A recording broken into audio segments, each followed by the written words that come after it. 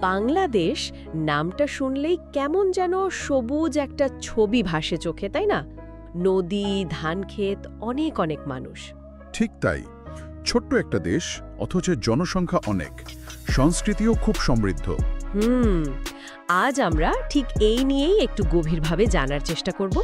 আমাদের হাতে একটা উৎস আছে, বাংলাদেশের জেলা, উপজেলা ও জনসংখ্যা পরিচিতি। হ্যাঁ, ওই উৎস থেকে আমরা দেখব বাংলাদেশের প্রশাসনিক কাঠামোটা ঠিক কেমন, মানে জেলা, উপজেলা এগুলো, আর জনসংখ্যার ব্যাপারটা আর গ্রামের গুরুত্বটাও সমঝার চেষ্টা করব।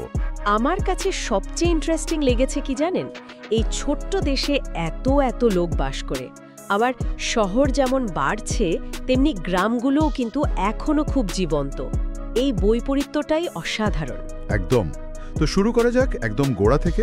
হ্যাঁ, চলুন, মানে একেবারে বেসিক পরিচিতি আর ভৌগোলিক অবস্থান দিয়ে শুরু করি।